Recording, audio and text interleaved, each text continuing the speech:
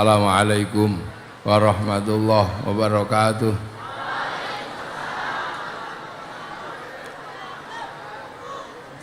Bismillahirrahmanirrahim.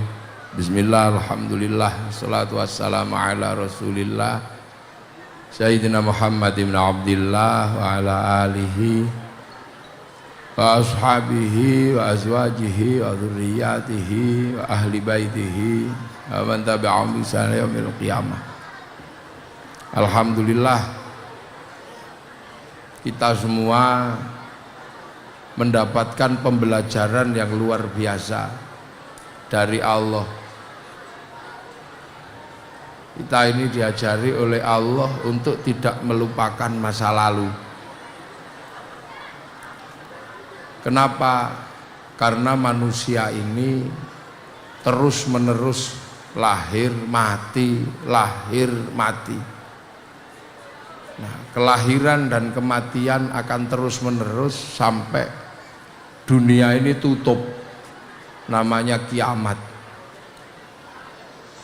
Nah, manusia ini tidak boleh lupa, karena cepat atau lambat manusia akan pulang ke kampung halaman. Mana kampung halaman manusia? Kampung halaman manusia bukan di Tanara, kampung halaman manusia bukan di Banten. Kampung halaman manusia itu di langit sana. Jadi sampean yang kecil-kecil ini nanti pulang, nanti tua. Sekarang giginya yang masih utuh nanti rontok, pipinya yang tembem-tembem nanti kisut kayak jeruk kepanasan. Nanti pulang kemana? Ke langit. Karena kita ini penduduk langit. Kita ini pendatang, bukan penduduk Banten. Aslinya penduduk langit. Jadi manusia itu alien. Manusia ini alien, penduduk langit. Yang asli penduduk bumi itu apa? Ayam itu asli, kambing asli, sapi asli, babi asli, kadal asli penduduk bumi. Manusia ini penduduk langit, nanti pulang. Inna lillahi wa inna ilaihi raji'un. Pulang, meninggal. Yang baik-baik meninggal, yang kurang baik tewas, yang parah mudyar. Nah, ini yang parah. Ini anak-anakku sekalian, ini kebetulan tak lihat kok kecil-kecil semua. Nah, Allah membuat cara agar manusia ini tidak lupa dengan asal usulnya. Manusia yang pertama kali turun siapa? Nabi Adam. Nabi Adam turun ke dunia, ada jejak yang ditinggalkan. Apa jejak yang ditinggalkan? Inna awwala baiti wudi'a lin-nasi lalladzi bi Bakkah mubarakah wa hudal lil alamin. Yang kita sebut Ka'bah itu adalah tanda dari masa lalu manusia. Setelah itu tanda berikutnya kisah cinta Nabi Adam dan Siti Hawa ditandai dengan Jabal Rahmah. Jadi ceritanya ada. Manusia lahir diceritakan, turun ke bumi diceritakan. Dan bukan cuma ceritanya, sampai tanda-tandanya juga diabadikan oleh Allah, tidak dihilangkan. Kemudian satu ketika tanda-tanda itu hilang, dicari lagi oleh Nabi, namanya Nabi Ibrahim. Nah, setelah itu melahirkan nabi-nabi, terakhir Nabi Muhammad. Nah, di antara Nabi Adam dan Nabi Muhammad ini semua diceritakan sama Allah. Nggak ada yang nggak diceritakan, semua diceritakan. Yang kemudian bagi santri selalu diingatkan bahwa kita ini adalah umatnya Nabi terakhir, Nabi Muhammad. Jadi kalau dalam bahasa kenabian, Nabi Muhammad adalah Nabi milenial, Nabi terakhir yang harus menghubungkan umatnya dengan seluruh masa lalu manusia di muka bumi. Kalau yang kita pelajari di pesantren, Nabi Muhammad ini yang ke-25. Adamun Idrisun Nuhun Huduma Soleh wa Ibrahimu kulun muttaba. Ayo siapa ndak sampean? Adamun Idrisun Nuhun Huduma Soleh wa Ibrahimu kulun muttaba. Lutun wa Ismailu Ishaku kada Yaqubu Yusufu wa Ayyubu kada Syu'aibu Haruna wa Musa wal Yasa Dzulkifli Dawudu Sulaimanut Taba Ilyasu Yunusu Zakaria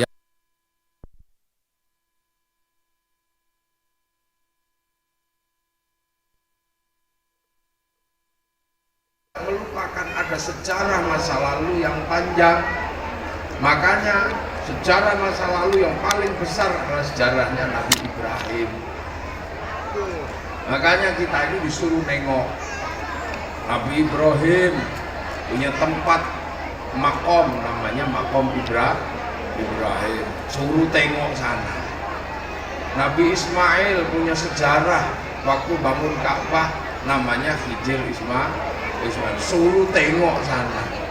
Siti Hajar pernah terlibat dalam proses penemuan Baitul Haram, berjalan mencari air, jinjit-jinjit, kita disuruh napak tilas, namanya sa'i, muter 7 kali.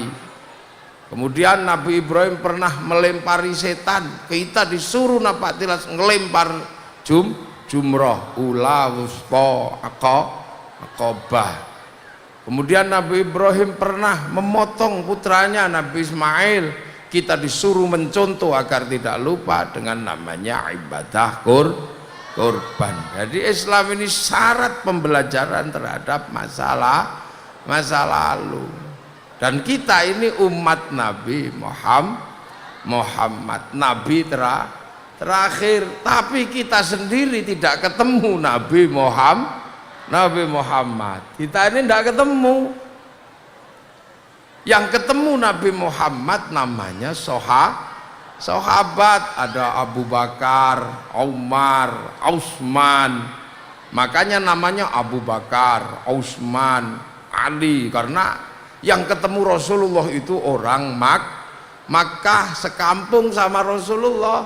Makanya namanya Abu Bakar, Utsman. Nggak ada sahabat namanya Dalimin, ini nggak ada.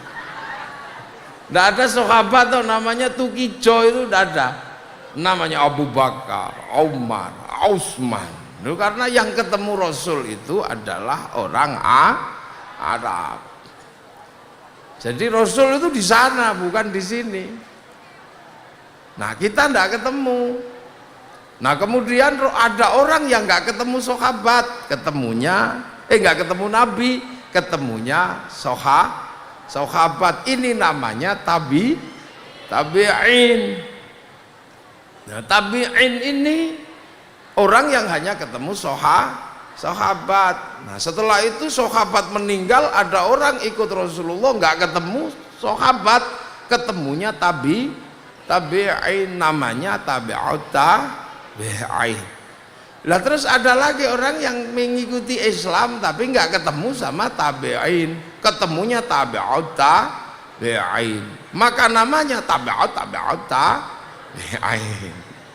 Lah ada lagi yang belajar Islam sudah nggak ketemu sama tabi'ut tabi'in, ketemunya tabi'ut tabi'in. Itu berarti namanya apa? Tabi'ut tabi'in. Lah sampean ini nggak ketemu tabi'in, ya nggak ketemu tabi'in. Itu ketemunya sama siapa? Al ulama warasatul anbiya. Ketemunya para ulama, ketemu Yai Ma'ruf, ketemu Yai Miftah. Itu Yai Ma'ruf, Yai Miftah. Ini murid-muridnya Kiai Hasyim, Kiai Hasyim Asy'ari. pendereknya, tabeknya ke Kiai Hasyim. Kiai Hasyim belajar kepada Syekh Ahmad Khatib Al-Minangkabawi, Syekh Mahfud Termas. Lah Syekh Khatib, Syekh Mahfud Termas, Syekh Khalil belajar kepada Syekh Nawawi Al-Bantari. Jadi belajar ini tapi pengikut tapi. Nah, Syekh Nawawi ini dari tanah Arab, mengerti Islam diajari ayahnya namanya Syekh Umar. Ya. Jadi ini sudah tabe lah Syekh Umar dan keturunan ke atasnya kepada namanya Syekh Maulana Hasanuddin.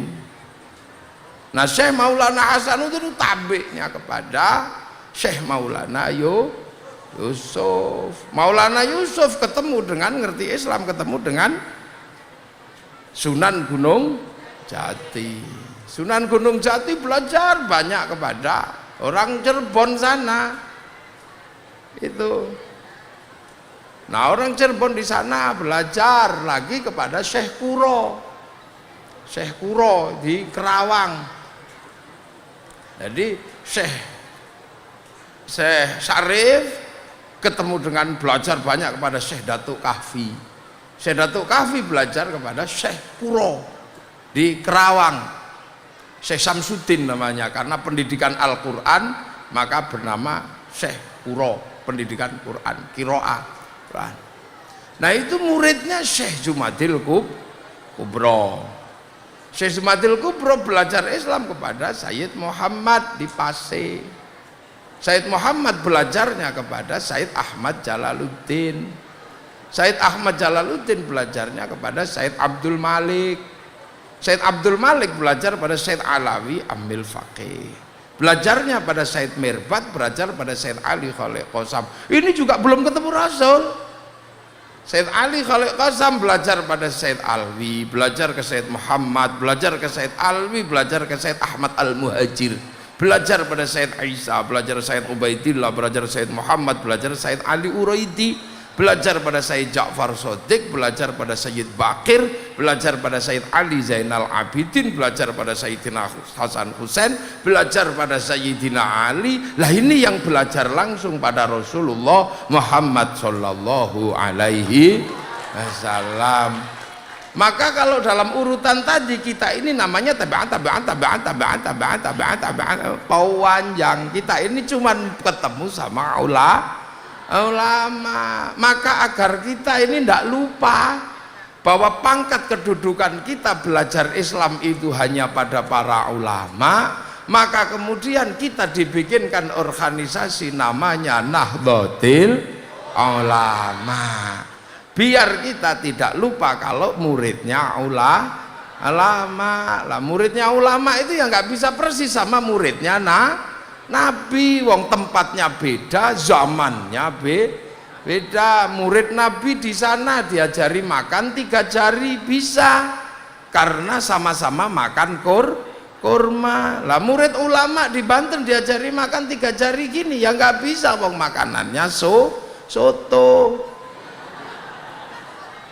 Muridnya Nabi di sana, ya, pakai jubah. Di sini nggak bisa dipakai jubah karena nanem padi. Kalau dipakai jubah nggak bisa mentas, itu kecepret di situ. Makanya akhirnya jubah dari Arab oleh para ulama sini dipotong baju syar'i, makanya namanya syarru'an, jadi sarung. Karena orang Indonesia nggak bisa bilang ain, bilangnya ngo. Wong Jawa ini mogo foto ngo, makanya syarru'an tadi sarungan. Akhirnya malah enak yang sarungan. Kalau takbir Allahu Akbar, langsung nempel. Karena sarung itu persis di atas pusar. Lah aurat laki-laki itu baina surrah warrukbah, antara pusar sama lutut begitu, ini di atas pusar nyantol. Takbir yang sempurna adalah antara dada sama pusar. Allahu Akbar. Nah, sudah sambil ngantuk pun nggak melorot. Ini hebatnya nggak melorot. Makanya Yai Ma'ruf kemana-mana pakai sarung. Karena iya.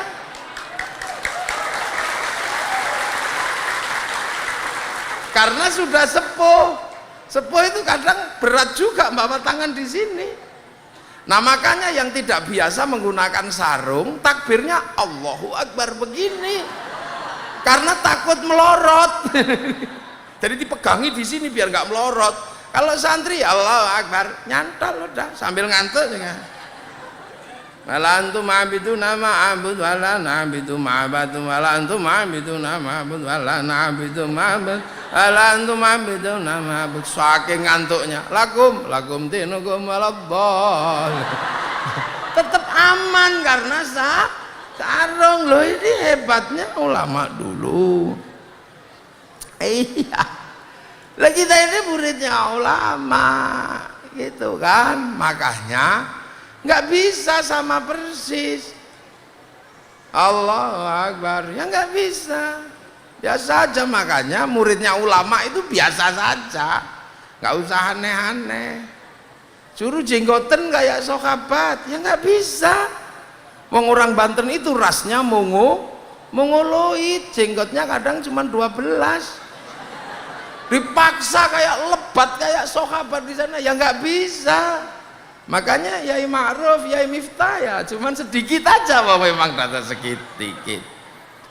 Dan sahabat kalau berjenggot, kalau ketemu cium pipi kiri, pipi kanan, terus dilus-lus jenggotnya. Nah santri mencium ubun-ubun ulamanya lah. Sekarang kalau berjenggot di sini terus dilus-lus, ya ditonyo. Loh, ini perbedaan. Itu makanya ada ilmu namanya ahli sunnah wal jamaah. Lagi kita ini wal jamaahnya ulama, wal jamaahnya Nabi di sana ya hebat. La haula wala quwata illa billah. Ada pedang di sini, ya nggak ada masalah. Muridnya ulama, la haula wala quwata illa billah, ya lari. Ini sama. Muridnya Nabi, sahabat sampai Nabi itu kalau ngimami sholat nggak pernah baca surat Al-Lahab. Tapi kalau kita kan tabbat yada abi lahabin wa tabb. Itu kalau tarweh sudah tabat, wah hampir selesai ini kan itu. Tapi zaman Nabi nggak pernah. Kenapa? Karena anaknya Abu Lahab ini jadi makmum. Anaknya Abu Lahab itu muslim semua, jadi makmumnya Rasulullah. Maka Rasul nggak pernah terus tabbat yada abi lahabin wa tabb, nggak pernah. Kalau kita lihat loh, perbedaan itu ada. Nah sekarang ini menjadi bermasalah, munculnya orang-orang yang lupa ahli sunnah wal jamaah. Muridnya ulama tapi datang dengan gaya-gaya muridnya Nabi. Lah inilah yang sekarang jadi masalah kepolisian. Itu yang jadi masalah lah. Kenapa? Lupa pangkatnya. Lah kenapa? Salah satunya karena nggak mau khol. Lu khol nggak mau, mulutan nggak mau, apa Isra Mi'raj nggak mau. Karena nggak mau akhirnya nggak ngerti. Lah kalau kita kan masih mau mulutan, oh ini memperingati Nabi.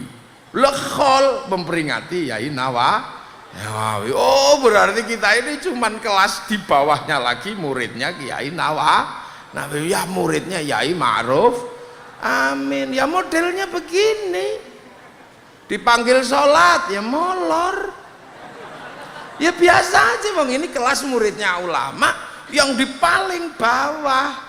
Lah muridnya ulama itu sudah tidak seperti di sana. Yang di sana murid Rasulullah 30 juz hafal. Yang di sana, yang di sini ya syukur kalau ada yang masih 30 juz, berarti itu kelasnya grosir. Nah kalau yang kelas-kelas pengecer ya kan nggak semuanya grosir, ada pengecer. Maka ulama bikin toko-toko kecil untuk jadi pengecer. Yang nggak kuat seluruh Quran grosir, ngecer Yasin, ya dibikinkan toko eceran namanya Yasinan. Yang nggak kuat grosir Quran semua, kuatnya cuman ngecer kulhu, ya dibikinkan toko eceran namanya tahlilan. Nah, yang kuat ngecer cuman bismillahirrahmanirrahim, bikinkan toko kecil eceran namanya suwuk loro untu. Doa sakit gigi bismillahirrahmanirrahim. Tuh, gitu aja deh. Lah ini makanya ulama ini punya sekolahan dengan kelas-kelas tertentu. Ini Pak Nasir pasti paham betul cara ini. Lagi muridnya ulama. Makanya kalau kemudian muridnya ulama langsung mari kita jalankan secara kafah. Ya konslet semua, betul. Iya, yang berdiri di sini semua bisa. Ini grosir semua yang di depan ini. Ini kan pengecer. Ya ngecer, wong pengecer, wong muridnya ulama. Yang di depan ini grosir semua. Bahkan ada ATPM, agen tunggal pemegang merek ada. Lah ini kan pengecer. Sholat yang sebegitu banyak, ada yang cuma diecer setahun sekali. Lebaran ada nggak di sini? Ya pasti ada lah, wong modelnya kelihatan. Ada yang cuma ngecer seminggu sekali Jumat. Lah ya ini kelas-kelasan, makanya ahli sunnah wal jamaah. Lah itu makanya kita butuh pelajaran-pelajaran yang mengingatkan kita bahwa kita muridnya ulama. Salah satunya adalah dengan khol. Oh Nawawi, oh gini. Lah begitu sekarang ini, kenapa ada khol ada apa? Ini tantangan milenial. Orang milenial kayak sampean ini sekarang nggak butuh siapa-siapa. Nggak butuh apa-apa. Generasi kita zaman Yai Miftah, zaman Yai Ma'ruf Amin, zaman Pak Menteri Pak Nasir, ini orang-orang zaman all. Sampean kan manusia zaman no. Ini zaman no semua. Bolak-balik tak ceritakan, kita ini zaman no. Pengen lihat Arab, pengen lihat singa, pengen lihat gajah, itu mesti sabar nunggu flora dan fauna. Zaman Pak Harto kalau nggak ada flora dan fauna kita nggak bisa lihat gajah. Sekarang tanpa flora dan fauna kalian enak. Dulu kita nunggu udah sehari gitu, begitu waktunya flora dan fauna ganti Pak Harmoko, Klompen Capir, hilang acaranya. Lah sekarang sampean nggak butuh, tinggal ambil handphone ini, ambil aja, tulis di sini Tengu Afrika, keluar. Kinjeng kawin, keluar. Lah iya, ini ada Pak polisi nggak pakai baju, ada. Tentara UDO itu ada di sini semua. Kinjeng kawin ada. Bokong India keluar. Ini manusia milenial. Kalian sudah tidak tahu Pak Pos sekarang ya? Ya paling Pak Pos tahu. Kita dulu itu paling seneng dengan Pak Pos. Makanya ada Menteri Parpos, Pariwisata, Pos dan Telekomunikasi. Sekarang nggak ada. Mau ngapain lo? Nggak ada surat yang diantar. Dulu zaman kita ini kalau lagi mondok, pacarnya mondok, oh rindunya luar biasa. Iya, mesti cari kertas warnanya pink, ke pasar pakai tinta warna biru, jangan keliru warna merah, putus. Baunya harus bau melati, bau apa, mawar, jangan bau melati, itu kuburan. Terus nulis, Dek, setelah engkau masuk ke penjara suci, pesantren maksudnya, aku benar-benar merindukanmu. Ternyata rindu itu berat. Loh ini rindu itu berat, sakit rasanya merindukanmu.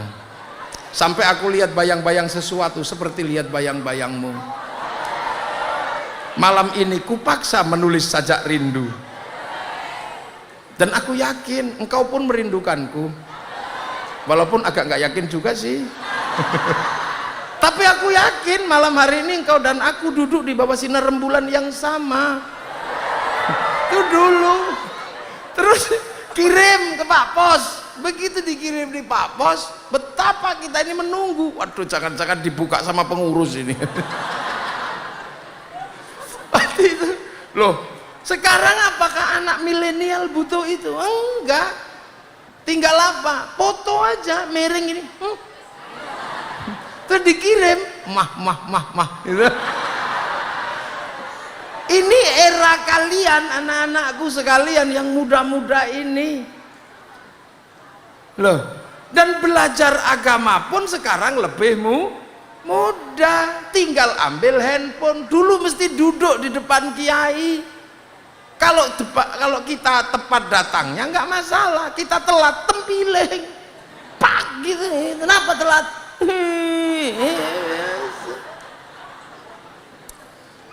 Terus kalau ngaji pelan-pelan gini sambil ngantuk sampai tintanya itu suret-suret di kertas. Sekarang apa ada anak seperti itu? Nggak ada. Belajar ilmu lebih mudah, langsung tinggal ambil handphone, langsung hadis 27 keluar, dan nggak pernah mikir kalau dia sedang duduk di atas WC, tetap aja tongkrong di WC. Hadis 27 dalil pilpres ada di itu. Lah ini menghasilkan manusia yang sangat cepat dan instan sehingga merasa tidak butuh siapapun, nggak butuh ulama, langsung butuhnya Quran sunnah. Dulu orang belajar bikin gulai, tanya ke tetangganya. Sekarang tutorial gulai. Sama, orang nggak merasa sadar diri karena bisa berbicara dengan handphone secara langsung. Pakaian modern, keluarnya legging. Pada legging itu pakaiannya orang Eropa untuk kaki yang panjang dan lurus. Begitu kaki sini make ya ting brendol. Begitu. Nggak ngukur. Akhirnya apa? Datang ini apa? Bakul obat pelangsing datang karena pengen kurus. Wah, akhirnya beli obat mencret karena murah. Setelah itu langsing juga karena olahraga. Habis itu kulitnya yang kurengen dihilangkan, datang obat koreng. Yang kulitnya masih hitam diputihkan pakai Vaseline. Wih, akhirnya udah bagus. Bajunya berubah, singletan tok pakai You Can See. Habis itu rambutnya kurang merah, di merah-merah. Akhirnya kalau di Jogja tempat saya namanya LKMD, Londo Komeng Ndase. Terus mukanya di ini, terus alisnya diperpanjang, cantik, sendalnya tinggi. Akhirnya kenapa? Ya nggak mau ke sawah. Karena nggak mau ke sawah, sawahnya dijual, dibeli sama perusahaan, duitnya habis. Bekerjalah di perusahaan, mau bekerja nggak enak. Lama-lama jual-jual, ya apa yang dijual ya diperbaiki itu. Udah, ini bahayanya. Ini orang milenial. Makanya sekarang banyak sekali orang yang tidak mau ikut ulama. Siapa gurumu? Ya nggak tahu. Guruku Google, ini susah. Ini problem milenial. Tiba-tiba ada orang galak dikit, itu representasi Sayyidina Umar kan gitu. Yang ini Utsman, yang ini perang Uhud, yang ini kenapa? Orang nggak ngerti bahwa yang namanya perang Badar itu menghadapi orang kafir, perang Uhud menghadapi orang kafir. Tapi karena belajarnya download, dikira bahwa ini sudah saatnya perang Badar. Kiamat itu loh, kiamat itu masih lama. Nggak usah ribut, 400 tahun lagi belum, masih ribuan tahun lagi. Kenapa? Masih ada NO.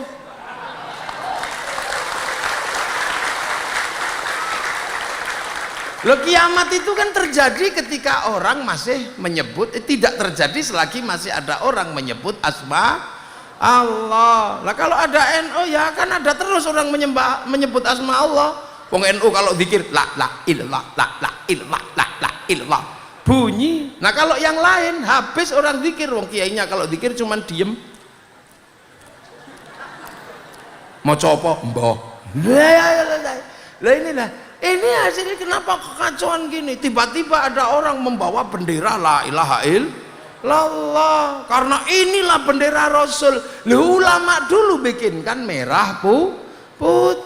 Ulama lebih awal nggak pernah bikin bendera itu, akhirnya ribut Kalau kamu anti bendera ini, kamu anti la ilaha illallah. Enggak, la ilaha illallah bagi santri sudah jadi tahlilan, sudah kita taruh di hamparan bumi Nusantara yang itu.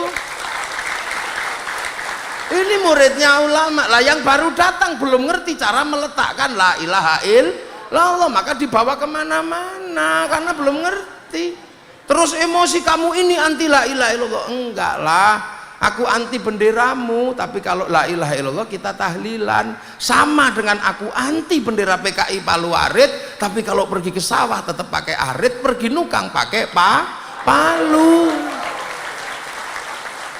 Dengan ini biasa. Makanya orang selalu diingatkan dengan masa lalu lah. Hal ini membuat orang agar ingat kalau kita ini muridnya ulama. Loh ini loh, makanya anak-anak milenial sampean nggak pernah ketemu Rasul kan, makanya sama ulama diajari solawatan. Itu kan caranya ulama biar yang nggak pernah ketemu Rasul mampu merindukan Rasul. Maka solawat yang perintah Allah dilaksanakan menjadi solawatan, karena orang Indonesia kalau pakai sesuatu akhirannya solawat jadi solawatan, kalau dipakai tahlil jadi tahlilan, yasin jadi yasinan. Loh itu sarung jadi sarungan.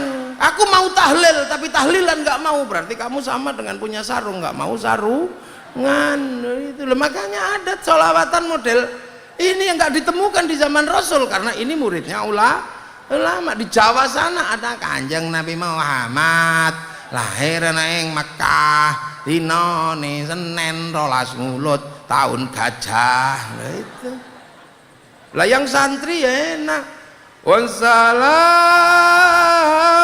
mustamirun ulakini atajaddad. Santri yang tua-tua, NU mengajarkan solawatnya orang tua. Halo ya Nabi, salam alaika. Yang tua napasnya udah pendek. Lah yang ibu-ibu yang hobinya dangdutan, ya wong ulamanya muridnya ada yang suka dangdut.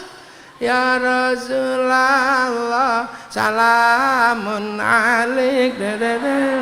Coba terusin. Ya Rabbi Aisyah Atfatayyaji.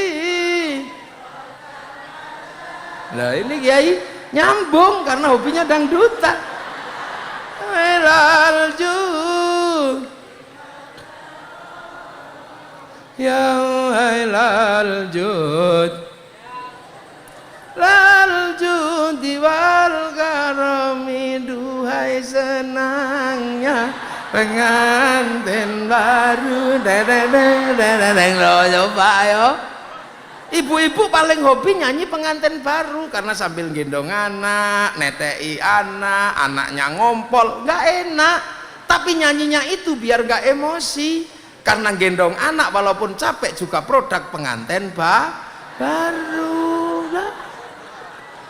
Loh, yang suka lagu daerah ya daerahan, yang orang Sunda ya Rasulullah salam salamun alaik, gitu kan. Lah itu kan es lilin macece, kan itu kan yang Sunda.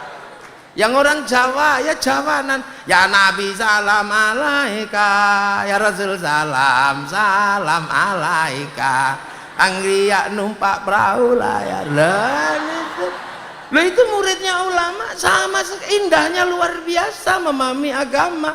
Makanya nggak pernah ribut kalau dipegang sama ulama, sebab ulama memahami betul pangkat dan kedudukan muridnya di hadapan Allah, di hadapan Rasulullah.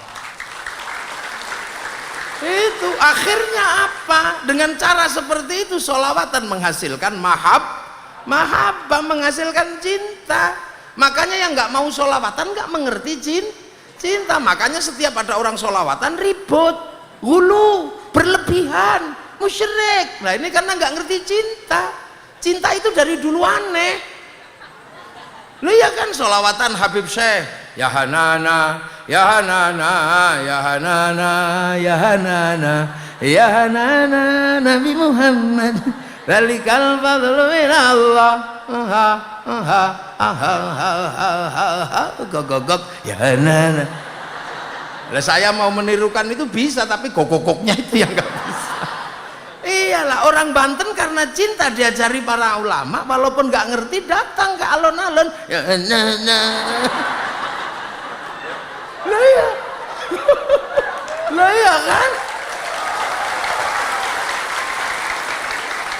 Iya, yang ada yang bawa bendera slang, ada yang bawa bendera Iwan Fals, bendera sepak bola. Tapi bagi yang nggak mengerti sholawatan, nggak mengenal mahabbah lewat sholawatan, ribut, berlebihan itu. Apa sholawatan kok joget-joget? Yuk namanya cinta, joget bebas. Ya nana, kan itu. Ketemu pacarnya jauh itu, yes, biasa. Terus muji-muji apa itu anta syamsun anta badrun, berlebihan. Ya dari dulu kalimat cinta itu berlebihan. Dek, wajahmu seperti purnama. Ya biasa orang seneng. Ya Rabbi bil Mustafa balik maqasidana. Musyrik itu masa Rasulullah menyampaikan hajat. Kalimat mahabbah kalau kamu lihat dari ilmu fikih banyak yang musyrik. Dek, sehari aku tidak bertemu denganmu, mati aku. Loh itu kalau dari ilmu fikih ya musyrik, masa nggak ketemu sehari mati. Kalimat cinta jangan dibahas. Ingin ku mati bila tak ingat dosa, ingin rasanya aku pulang ke rahim ibu. Itu kamu bahas, ribut sama bapakmu. Masa kepalamu segede itu mau kembali ke rahim ibu? Gak bisa. Bahasa mahabbah itu dari dulu indah. Musyrik semua. Hanya dirimu yang bisa membuatku tenang, tanpa dirimu aku merasa hilang. Itu ya musyrik. Ngomong pada masa tanpa dirimu aku merasa hilang. Kamu nggak punya Allah. Kan Roma Irama kehilangan cintanya, musyrik. Ku tahu rumus dunia, musyrik. Emang kamu ngerti rumusnya dunia? Kayak Allah aja. Kehilangan pacar, tanya Allah. Kalau orang rindu itu, emang orang kurang ajar pacar ngilang aja kok tanya Allah. Tapi cinta nggak bisa begitu. Seandainya aku bertemu Tuhan, akan kutanyakan tentang dirimu. Loh, masa pacar hilang tanya Allah? Loh ini loh, makanya bahasa mahabbah itu nggak bisa. Jangankan bahasa mahabbah, wong Quran sama Quran kalau tidak dipahami bahasanya konslet. Yang satu sitati ayamin, yang satu idza arada syai'an ayyaqula lahu kun fayakun. Yang satu innallaha ala kulli syai'in qadir, yang satu innallaha la yughayyiru ma biqaumin hatta yughayyiru ma bi anfusihim. Quran sama fikih iso konslet. La talbisul haqqo bil batil. Fikih mengatakan darul mafasid muqaddamun ala jalbil masalih, ad-daruratu tubihul maqdurat, al-masyaqqatu tajlibut tayyir. Musyrik. Quran sama tasawuf kalau nggak pinter bisa konslet. Innani anallah la ilaha illa ana fa'budni. Itu Quran lah. Tasawufnya mengatakan min alamatil i'timadi alal amal nuqsanur raja'i 'inda wujudiz zalal. Apa ndak konslet? Bahasa cinta memang aneh lah. Orang muridnya ulama ini sampai pada sampai pada cinta. Rabi'ah al-Adawiyah jatuh cinta sama Allah, syairnya serem. Ya Allah, kalau ada nikmat buatku di dunia aku nggak butuh, berikan sama musuh-musuhmu ya Allah. Kalau ada nikmat buatku di akhirat aku tidak butuh, berikan sama kekasih-kekasihmu. Kalau ada keinginan ibadahku ini karena surga, tutup surga dariku. Kalau ibadahku karena takut neraka, bakar aku di dalamnya. Tapi kalau aku rindu padamu dengan ibadahku ya Allah, awas jangan kau palingkan wajahmu dariku. Wani kamu? Berani? Ya nggak berani. Ya itulah makanya muridnya ulama ini sampai kepada mahabbah dengan cara sholawat. Ya nggak bisa, ya nggak bisa. Makanya Ibnu Katsir menggambarkan cinta dalam kitab Qissatul Anbiya luar biasa. Burung emprit jatuh cinta, merayu kekasihnya di samping singgasana Nabi Sulaiman. Dia lupa Nabi Sulaiman mengerti bahasa burung. Dek emprit, dek pipit, I love you, pret. para burung pipitnya. Kamu jangan sepelekan cintaku begitu. Pret, kata empit perempuannya. Dek, aku mencintaimu. Kalau aku harus membuktikan cintaku dengan meruntuhkan kerajaan Sulaiman, akan aku runtuhkan kerajaan ini. Kan ku hancur leburkan, kan ku porak-porandakan kerajaan ini. Demi cintaku padamu, dan aku rebut mahkota Sulaiman, ku persembahkan padamu sebagai tanda cintaku padamu. Oh, itu burung emprit yang kecil itu. Nabi Sulaiman yang dengar, wala pret lambemu. Burung pipit cuma mengatakan, ya Sulaiman, mengertilah, jangan begitu. Inilah kalimat emprit kalau lagi jatuh cinta, katanya. Kalimat mahabbah begitu. Lah itu makanya cara-cara ulama inilah yang akhirnya menyelamatkan dari generasi ke generasi dengan ahli sunnah wal jamaah. Nah, salah satunya adalah dengan khol. Akhirnya kita tahu. Nah, kalau khol kita lakukan, kita sekarang cinta dengan Banten. Inilah cara melawat negeri. Kalau kita rindu dengan Banten, gak mungkin kita mau disuruh ngebom Banten. Kita rindu dengan Wali Songo, kita ziarah ke Demak, kita ziarah Surabaya. Orang Banten suruh ngebom Surabaya, suruh ngebom Demak, nggak berani dan nggak mau karena di sana ada makam kekasihnya para wali yang sudah bersemayam di tanah. Makanya tidak ada teroris yang tumbuh dari santri ahli sunnah wal jamaah Nahdlatul Ulama. Nggak ada. Yang tumbuh biasanya dari orang-orang yang tidak mau ziarah kubur, tidak mau khol. Ihdinas siratal mustaqim. Assalamualaikum warahmatullahi wabarakatuh. Wassalamualaikum Muhammad.